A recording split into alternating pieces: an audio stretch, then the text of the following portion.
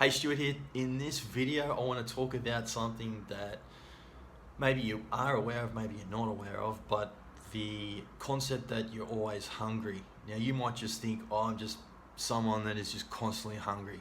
Um, well, I would say that it's probably less to do with you being genetically afflicted with some hunger gene and more to do with the structure of your diet. Because what you probably don't realize is that a lot of what drives this chronic hunger, and you wouldn't have clicked on this video unless you are someone that does suffer from this. So I'm going to be making an assumption that you are someone that is chronically hungry.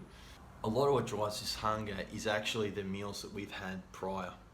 So what I see a lot of is people that are just going through the day, and maybe they're always like that, so they don't have the cognition around, am I, is this normal? Should I be constantly hungry like this? So this is part of what I want you to start thinking about. Are you someone that is chronically hungry, and could it be for these reasons?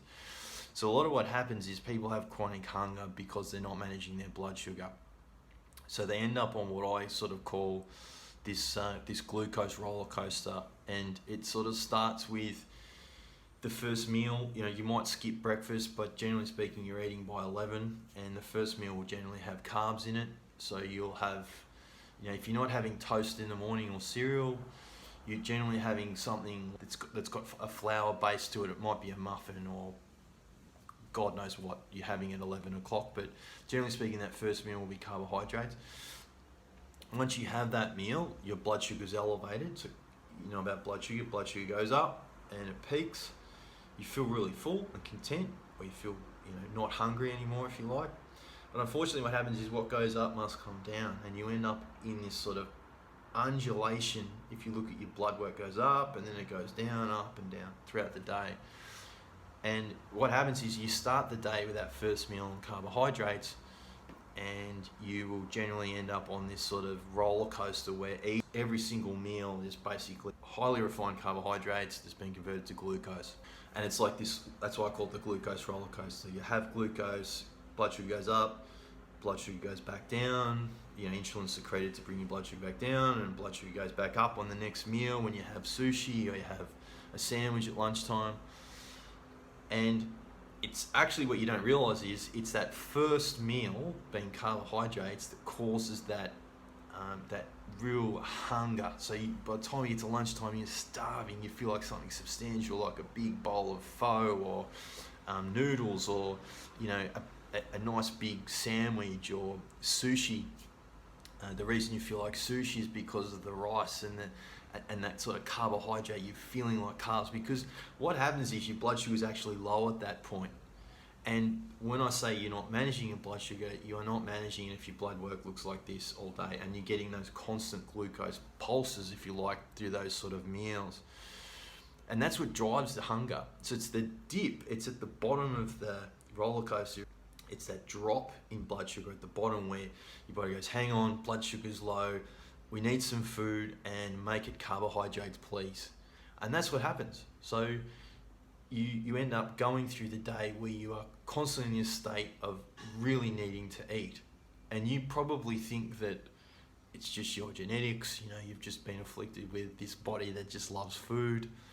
But what you'll find is, if you manage your bloods a lot better, so you're managing that blood sugar response a lot better, your hunger almost immediately goes away. And you might have heard people say that try, things like keto diet and whatnot. One of the first things they say is, my hunger's gone. And the reason their hunger's gone is because they're not having that glucose pulse. So they're not on a roller coaster. Their blood sugar stays nice and steady. Now, you don't need to be on the keto diet to manage your blood sugar effectively. But what you do need to manage effectively is your carbohydrate intake, because it's not that carbs are bad. It's not what I'm saying. It's just that you need to take a step back from, is this carbohydrate, how many calories is in this meal, to the insulin response or the blood sugar response from this meal, because that is actually driving a lot of what's causing this chronic hunger. So if you want to stop being driven by hunger, and as I said, you might not even realize this is happening, but it's another little tip that is a bit of a game changer, because if you manage your hunger you start the day with a high protein, moderate fat, low carb meal, you'll find you're less hungry throughout the day and you make better food choices. That's the other thing I should say. So if you're not starving when you go to lunch, you'll actually pick a better option. You won't be going for sushi, you won't be going for a pho, you won't be going for noodles, you won't be going for a big curry with rice. You'll actually make better choices for yourself because you're not starving. And also too, what I've found as a byproduct, particularly if you're working in a very stressful job, not being hungry is a real benefit because it's very distracting when you're hungry. It's very hard to concentrate, and if you're constantly having these periods during the day where you're hungry, you're not concentrating and you're not working optimally. So the way to fix it is start with the first meal and just try that tomorrow. So have a high protein, moderate fat, low carb breakfast and see what your hunger levels are like, and I bet 100% that it'll be completely different for you come lunchtime and you'll make a better choice at lunch.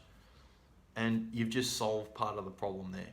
So it's not necessarily about whether the food's healthy or not healthy or how many calories are in it. It's actually about how it affects your blood sugar and that then impacting on your food choices. So you might not have really thought about it like that before, but a lot of your food choices are actually dictated too because you're not managing your blood sugar. So that's one of the key fundamental things that you should fix. If you're currently in that situation, it's a very, very easy thing to fix. You do need to have a structure with it. You need to know what you should be eating, but that's the way you do it. So hopefully that was helpful, and I will see you on the next video.